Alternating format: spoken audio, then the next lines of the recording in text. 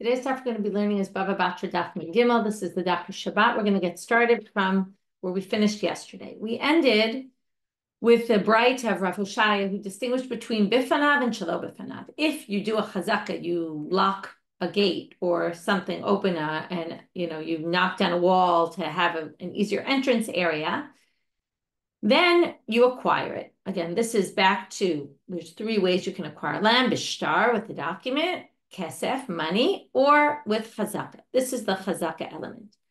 Now, I just want to refresh our memory from something we learned way back in Kiddushin, and it's going to come up soon in the beginning of our daf, that we talked recently about kinyan bishtar and kinyan kesef, and I forgot to mention one important point, which is something that came up in Kiddushin, is that when we say you can acquire with money, that's only in a place where you also don't have a shtar. But if it's a place where you always have documentation to go with the sale, the money actually doesn't acquire the land.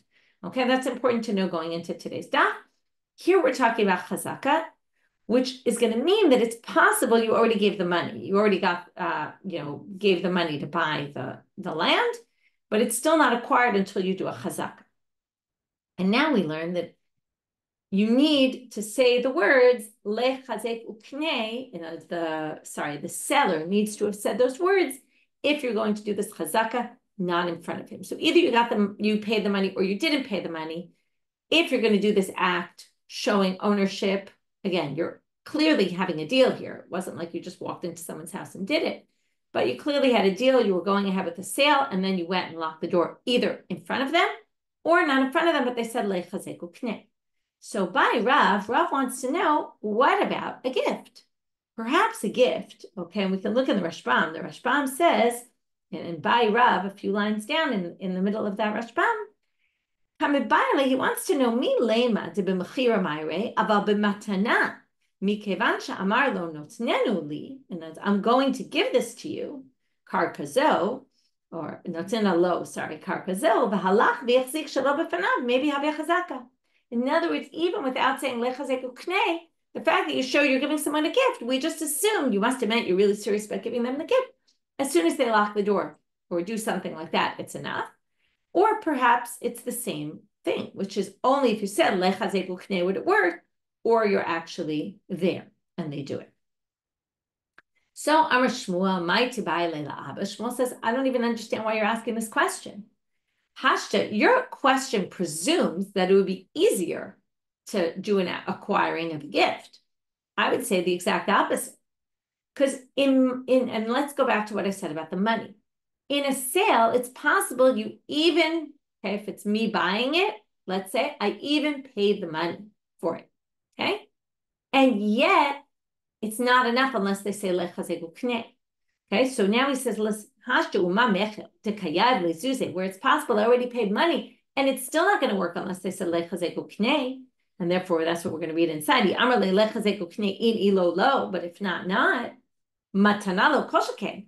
All the more so, you should say in a gift, you want to give me a gift, but maybe I'll change your mind. You decide to give me a gift, but no money passed hands. I didn't pay you anything for it, and I don't plan to pay you anything for it. So maybe, unless you say the words lechazek uknei, I'm not going to really acquire it. Now, why did Rav think otherwise? And Rav asked the question and thought maybe it's easier when you're giving a gift for the ownership to be transferred, that you don't even need to say those words. Rav Savar mandi yav matana ba'ayin yafa yahiv. Rav holds that when you give a gift, you're very generous of spirit when you're giving a gift. And therefore, that means ba'ayin yafana. We saw that in all sorts of cases, and we'll talk about the difference in 1 minute. But Rav thinks if you give a gift ba'ayin yafa, you're not being stingy when you're giving a gift. It's the opposite. The whole idea of giving a gift is you're very generous. Then obviously, once you said you're giving it, you're going to give it, and you're not going to really change your mind because you're very generous. So obviously, you're planning to give it over. Now, one could argue with this, and in fact, that's why Shmuel doesn't hold that way, because Shmuel does think matana ba'ayin yafa. But where do we use that? We use that in terms of if you give a gift, and then there were all these things, do we assume that it included various things or not? So there we assume that, or it's once also the gift is already in place. Okay, do we assume you left over, something for yourself? Or there were all these issues, but that was all after the gift is done. This is before you even give the gift. Whether or not you're going to give the gift, you might actually still change your mind. And therefore, that's why Shmuel thought that this wasn't a valid question, even there was no basis for asking the question. V'kama kol shehu. So we talked about that this is a chazaka by, putting up, making a gate of any little bit, opening and opening of any little bit, or locking. So now they want to know it's really the gadar or paratz kol shehu. So kama kol shehu, what does it mean, any little bit? It's a bit of a strange thing. Why would I get a chazaka by opening a teeny little bit? So they say kiddush Shmuel, as Shmuel says, Amar Shmuel, gadar gader v'shlimo la'asara. If you had a fence already, and then I just finished it, that the fence will go up to the height of 10 tefachim, which is a basic height for a wall, for a block, something to block other people from getting in, or other things from getting in.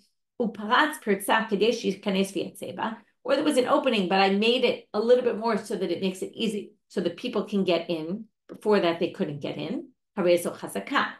This sounds like a so we'll see in a minute, and then I'll explain the comparison I have in my head. So, hi gader hechidam. So, right now they just said I took a fence and I finished it to 10, or I took an opening and I opened it so that people could go in. So, what exactly is this case? What was it before, and how did you, what did you change it to? If you couldn't actually get into the field in any case before I built the wall up to 10, and now people still can't get into the field. Well, my avid, I didn't really do anything because I didn't change it from being able to get in to not being able to get in. If before you couldn't get in, people could get in, and now lo salkela, and I turned it into people can't get in, well, tuva avid, that's way more than just a kol shehu. Even if I changed it by a little bit, if that little bit made all the difference, and this is the comparison I wanted to mention before, it's like makebe patish in Shabbat. If you remember, in Hilchot Shabbat, one of the last malacha is makebe patish. It's the thing that does the final blow to make something into a vessel, into a shirt. Let's say you have a shirt, but it was closed in the neckline. They didn't make the neckline yet. And you make the neckline, that is the final blow, because now you turned it into a shirt that can be worn. Likewise here, you turned it into a gate that protects. So you wouldn't call that kol shehu. Kol shehu means a little bit. This made the whole fence a fence. Lo tzricha, it must be demikar havasalkele beravcha, before people could get in easily. V'hashtaka salkela beduchka, and now it's harder for people to get in.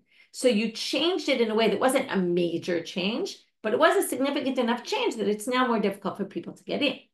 So now they ask the same question about the pirtza, about the opening. Hi pirtza echidami. We're going to have the exact same sugya. Ilema, just the reverse. If you're making an opening in the wall, if before people could get in, and now also people could get in, meaning it was an opening already that was big enough for people to walk through, my avid, then what have you done? Nothing. You haven't changed anything. You can't call that a chazaka. Because again, in order to be a chazaka, you have to have changed something. If people couldn't get in before and now they can, well, tuva avid, that's way more than just a little bit of kol shehu.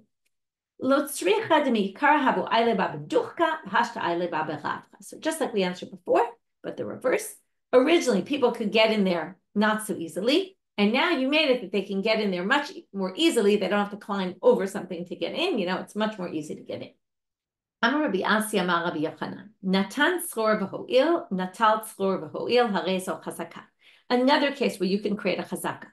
You put in a stone, and let's say there was a river that was flooding outside. Okay, we don't really know this yet. The Gemara is going to explain this in a minute, but I'll already tell you. There was a hole in the wall, and the water that was flooding outside was going to go all into the field and ruin the field. And you put in a bunch of stones to block off that hole. Or natal tzror v'ho'il. Or you wanted the water to drain out of the field, or you wanted some water to get into the field.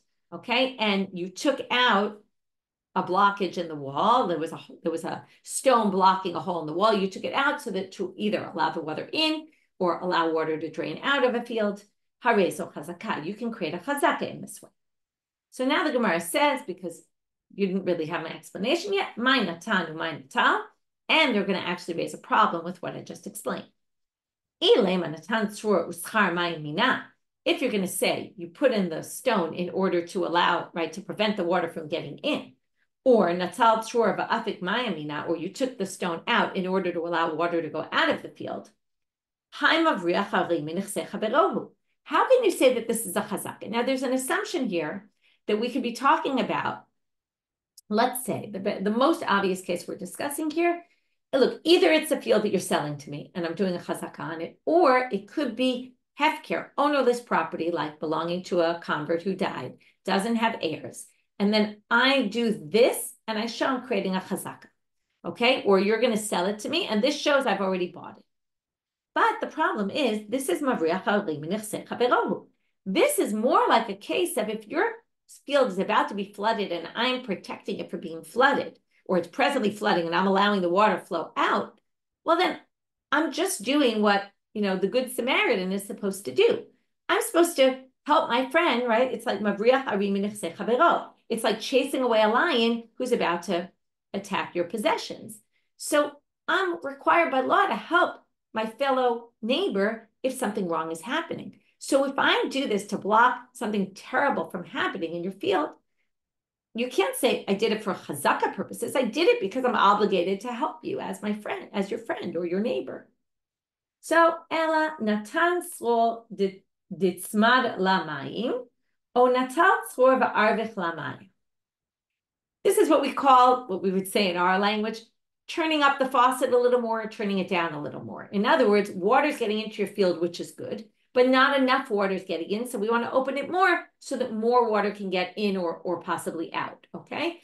Or water is going to get in and it's somewhat closed up, so we're preventing it from getting flooded, but we want to prevent it a little bit more, so we put in a little more stones to block off the entrance a little bit more, but not that this is ruining your field. It's just we want a little more, a little less. We want to turn up or down the faucet. So we do this. And that makes a lot more sense that would be creating a chazaka, because it's not like I'm saving your field from something terrible that's about to happen. It's more that I'm just improving it minorly.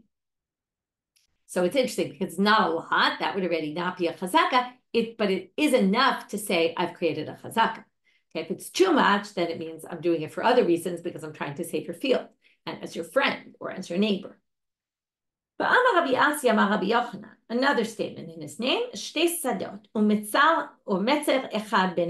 so two fields with a boundary in between. Usually this boundary, there's different opinions about how this boundary looks exactly. Either it was like a ditch in the ground, or it was a part of the ground that was higher, that basically was a designation that these are two separate fields.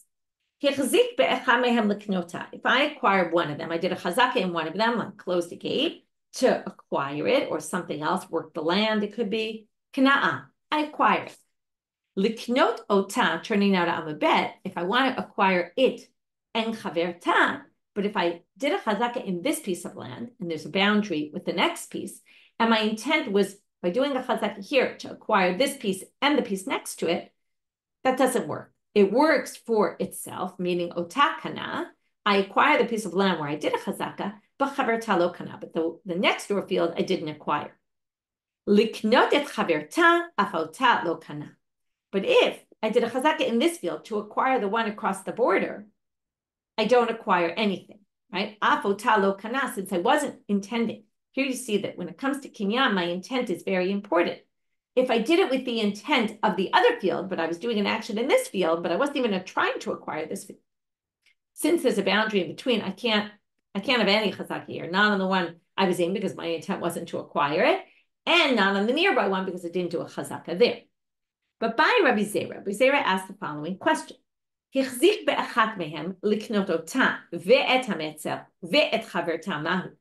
it's all about intent, he says, well, what if I did an act in this field to acquire this field, the boundary, and the field next to it? Now, why would this possibly work? Do we say metzer da'ara chadhu v'kane? Do we say the boundary is actually really part of the land? So before we were talking about acquiring different sides of the field. But if I actually intend to acquire this piece of land and the boundary, since the boundary is kind of secondary to the land, it belongs to the land. So theoretically, could we look at it as if it's all one and the same? And then when I acquire the land and its boundary, and since the boundary is also an accessory to the next door field, perhaps then If my intent was to acquire this and the boundary and the next field, perhaps by doing one act, I could acquire all of them in one action. Oh, Dilma, or do we say no? There's a boundary between the boundary doesn't belong to anyone. It's there to separate this field and that field. They're two separate fields, and what you do on one can't help you to acquire the other. And the Gemara answers, Teku, we don't know the answer. Comes another question, kind of based on that one, by Rabbi Elazar, what if you acquire the boundary? You go to the boundary and you do an action on the boundary. Let's say you raise it or I don't know, you do something to it. That would count as a chazaka. Do we say that in that way you can acquire both the fields because they're both connected with the boundary and you did it on the boundary to show I'm taking both? So would that work? Mi amrina, hi metzer. And now we're going to compare it to a case that came up in Kiddushin Daf Kaf Zayin. Is a metzer apsira da arahu vekane? Is it like the what's the word? It's called the resen, the muzzle that goes on the animal. Okay, the muzzle that goes on the animal kind of protects the animal and is really showing ownership. Whoever puts on the muzzle owns the animal. So is it like putting a muzzle on an animal where that acquires the animal because it's secondary to the animal? It's like an accessory of the animal. And there it also talked about if you had an afsar or a number, right? Macharlo eser behemop afsar echad. That you had, right? You would have to say the muzzle, like there was something, maybe it was more like reins in this case, where you had reins that were attached to all the animals and you took the reins to acquire the animals. So that's because the reins are connected with the animals and are needed for the animals. So that would make sense. So do we view this metzer, though, as the same as the reins or the muzzle? Do we say, because the metzer is really protecting the fields to a certain extent? Oh, Dilma, or do we say, no, they're each separate. This is not the same thing, by the way. And the Gemara answers, Keika, we don't have an answer. There in the Sugin Kiddushin, there was a comparison to someone acquiring land in that way. And they said it's different because the reins you can take in your hand and this you can't take in your hand. So it's possible that you could say the same differentiation here. But the Gemara doesn't have an answer and doesn't resolve this issue. Amar Rav Nachman Amar Rabbi Baravua. Shtei batim. Now we're going to have similar situation, but a little bit different. Two houses. Zeh lifnei mizeh. One is outer, one is inner. And here we're going to have a difference in the order. It's not going to be like the two fields that are adjacent because they aren't in a different, we'll see the significance of one being on the inside, one being on the outside. I'll remind you, if you live in an inner house, the way we're talking about inner and outer means that to get out, you actually pass by the outer house, which means that the inner person has some sort of rights over the outer house. But the outer person doesn't have to go through the inner house, so they don't have. And that's why there's going to be a different balance here. So shnei batim zeh lifnei mizeh, one inside the other. Hechzik bachitzon leknoto. If you acquire the outer one and you did a kinyan there, a chazaka, kanao, you acquire it. Liknoto tova et apnimi. If you want to acquire that one and the inner one, chitzon kana pnimi lo kana. If the chazaka was only done in the outer house, you only acquire the outer house, not the inner house. Liknot et apnimi. If you were trying to acquire the inner house and all you did was a chazaka in the outer house, af chitzon nami lo kana. Well, you're not going to acquire that either, right? Let's say you change the locks on the house. Right? You don't acquire that house because your intent wasn't to acquire that house. You're only trying to acquire the inner house. But if you do the inner one, okay, so obviously you're going to acquire the inner one. If you do an act of acquiring in the inner house to acquire both the inner and the outer, and that's because, as I said before, since the inner house has use already of the outer house because they can walk through there to get to their house, then obviously you can acquire both. Okay, that's the difference. Excuse me. But if you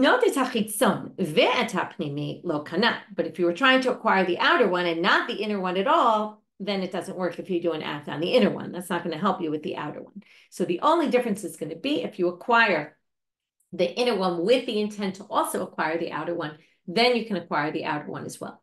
Again, you see how much of a factor your intent plays a role here. Now we're going to have three halachot, and that's going to take us to the end of today's daf about different kinds of situations of kinyanim. Amar Rav Nachman Amar Rav Baravua, haboneh paltirin gdolim b'nechsei hagel. If you, this is a bit of a crazy case, you build a palace or a big house on the property of a ger. So it was just an empty property. Which by the way, Tosfot's going to point out, it could have been used for land, for planting. Instead, you built a beautiful palace there, but you didn't put up doors. Now remember, it's hefker. The question is, at what point does it become yours? While you're building this house, until you put doors up, it's not usable as a house. So, if somebody else comes along after you invested all this money in building this house, and they put up the doors, they acquire the house, because that turns it into a house. Without that, it's not a house. Okay, this is a little bit strange. We're just going to say my time. What's the reason? Because Kama, the first one, livne ba'al mahuda apich. It's like he just was turning over bricks. Okay, he really didn't do anything significant. So I want to look at Tosfot here, because Tosfot is an interesting Tosfot, and we have time. So Tosfot says it's a little bit strange, because if you just plowed a little bit or did some raking in the field, in a regular field that was hefker, you would acquire it. Because Shabbanai is so lo mahani midi, right? So now they say that's different, because that is land that was meant for plowing. Here you're building a house. So it's different, even though you did way more than just plowing a little bit or preparing a field. That's because that was land that was for harisha. V'lo dami lemotzei palterim benuyim. Okay, this is the next case we're going to get to, so I'm going to skip this right now. I'm going to skip now, and he says, he basically says this is different, because you can't live there if there's no doors. And im tomar hayesh bagag, you might say, what do you mean? It has a roof. You can use that, right? To go there to protect from the sun. Why wouldn't it be usable just as an outdoor kind of, pergola type thing? Yesh lomar debikoma kom lochazi l'dirat keva, right? So you could say, well, it's not really used for living, and because of that, goes back to what I mentioned earlier, de'adraba, and actually, because it's not yet really a good living space, even though you could theoretically be protected from rain, that's not worth much, because in the end, really kilkala, you've really destroyed it. Because let's talk about a scale. Okay, it's somewhat useful to have a place to be protected from the sun or the shade, somewhat. The next most useful thing is to plow it and plant there. Now, by building a place to protect from the shade, you now can't plow there. So you've actually made it worse by doing that. And you didn't make it good enough yet to live there, because it has no doors, so it's not a living space. So basically, if someone else comes along and puts the door, they get it because you really actually made it worse than it was, rather than better. Even though it's kind of funny to think it, it's ironic to think that way. Okay, next case. Amar Abdimi Bar Yosef, Amar Rabbi Elazar. What if there already is some sort of a palace there, or a nice house? Bisad bahem siyud echad. And you just did one area of plastering, or kior echad, which they say is not a sink, but you put up you etch something into the wall, like a nice decorative item. Kana'an, you acquire it. Vikama, what size? Amar Rabbi Yosef, Amar Rav Chisda keneg ukeneged apeta. Rabbi Yosef said it has to be an amma in size, otherwise it's too small and not noticeable. And Rav Chisda said it has to be opposite the entrance, because otherwise it has to be much bigger, because a small thing like that won't be so noticed, only the size of a cubit inside the house, but right by the entrance that everybody sees when they come in, so that already will be noticeable enough, and that is another act of acquiring. Third case, Amar of Amar. Hi Milta Amar Lam Rav Sheshet, V'anchiru einin mimatnita. So the following thing Rav Sheshet told us, I want to remind you that Rav Sheshet's blind. It's a funny reference he makes, because then he says, and he enlightened our eyes with a mission, or with a bright, okay? Basically, he brought us something and then he proved it. So, and I just like the reference to the eyes, he lit up our eyes, which is interesting because he was blind. So it's actually a bright, not a Mishnah, I see now, the Tanya. Anyway, you put up matzaot, you put mattresses out in nichsei hager, you acquire it. You put out mattresses in the property of a convert, you acquire it. Remember, it's hefker. And so here he takes it from bright to what is it? How do you acquire using chazaka? Okay, we're talking about an Eved Knani now. You might remember we had all these sugyas and kiddushin about how you acquire land, how do you acquire abadim. So how do you acquire an Eved Knani? by chazaka, because you can also do a kesef and shtar, same as land. Na'al lo minalo, if you put your shoe on, or hitir lo minalo, if the slave put on your shoe or took off your shoe, or he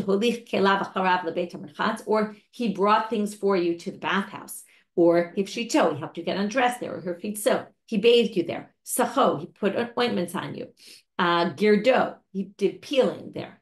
Hilbisho, got you dressed there. Hinilo, put your shoes on. Some people ask, why is it repeated? It said, right, min alo before, but maybe this is something different, or maybe not. We'll leave it aside. Maybe just because they said hilbish, they said also hinil, put on your shoe. Higbiho, we're going to have to deal with what higbiho is, but raised you up. Let's assume it means, we'll see what it is soon. Kana'o, that he did one of these acts for you, that's an act of acquiring. Amar Rabbi Shimon, lo te chazaka gdola mehagbaha. Chazaka can't be any more than hagbaha, than picking up. Shagbaha kona b'chol makom. We don't yet understand Rabbi Shimon at all, because hagbaha always works. So chazaka can't be stronger than hagbaha, because hagbaha works also for metaltalin, whereas chazaka doesn't work in movables. So we don't know what he means yet. My kamar, what does he mean? The Gemara didn't understand either. Hachi kamar, this is what he meant. Higbiho l'rabo kna'o. What we mean by lifting, who's lifting who? Until now, all that verbs were the slave does it to the master. So if higbiho means he lifted up the master, like to carry him out or something, then he acquires him. Higbia rabo lo, but if the master picks up the eved, now normally you pick up movables, it's a way of doing a kinyan. But in this case, they say, this isn't the right, that's not the hagbaha they're talking about. If you lift up, this is not Rabbi Shimon yet, this is Tanakam. If you lift up, if the master lifts up the eved, that's not a way of acquiring the eved. To which Rabbi Shimon says, what are you talking about? Amar Rabbi Shimon, lo te'eh chazaka gdola mehagbaha, shehagbaha kona b'chol makom. If a master lifts up his slave, of course that would be an act of acquiring. You can acquire anything through that. So why should chazaka be any stronger than hagbaha, and that chazaka works and hagbaha doesn't? No way, no how. Of course, you can acquire by lifting. So that's the machlokah between them. Can you acquire an eved from lifting? What does this have to do with our topic? Do you remember where we were? So let's go back. Rav Sheshet said, if you put matzaot in the property of a ger, you put out mattresses, you acquire the space. So what does this have to do with it? So the Rashbam helps us, although there's many different interpretations because it's not so clear cut. They say, if the eved does something to you, like all of these actions we saw, when the eved does any of these actions, the eved is helping you, okay? So, l'rabo nismach alav, right? Shimesh l'rabo shenismach alav, okay? Now, or that's just like the nechsei ager, because you're leaning on the property. What they say is you're leaning on the eved to do things for you, you're leaning on the property to use it for sleeping. Those things act as acquiring. Some people say that you're beautifying your body by putting clothes on. You're beautifying the space by having beds there. There's some sort of comparison. We're not sure exactly what it is, but that was Rosh Hashanah's proof for what he was trying to say. And with that, we finished the daf. So let's just go back and review. We started with what we talked about, bifanav and shelo bifanav. Is it the same for matana or not? Do we assume matana is easier to acquire? That's what Rav thought. And Shmuel thought it was actually harder to acquire because no money transferred hands. Then we dealt with what's kol shehu, and we had the different interpretations of what we're talking about. It had to be something significant, but not too significant, because then it shouldn't be called kol shehu, about the making a fence or opening a fence. Then we had about the blocking off water from getting in or out, opening a hole, closing up a hole, and had the issue that, aren't you just saving your neighbor, and why would that be a kinyan? So we had to come up with a case where it would work, like opening the faucet a little more, a little less, letting in a bigger or a little bit less stream of water, where you're not saving a field at all. Then we talked about the meitzal, and we had all different cases, and acquiring, we had two things. In acquiring one, does it acquire the other? And in which case, maybe would it? Most of the cases it didn't work. How does we view the meitzar? What if you acquire the meitzar? Does that allow you to acquire the fields on the sides? And then we ended with these three cases of kinyanim and whether they work or not. We had the building where it doesn't help if you build on a hefker space if you didn't put up a door because it's useless. Then we had the if it was already built though and you just fixed it up, that already could be a chazaka of acquiring ownerless items. And then we ended with this last thing about putting in mattresses that would count as well. And we then proved it from this Braita. With that, finished for today. Wishing everyone a Shabbat Shalom.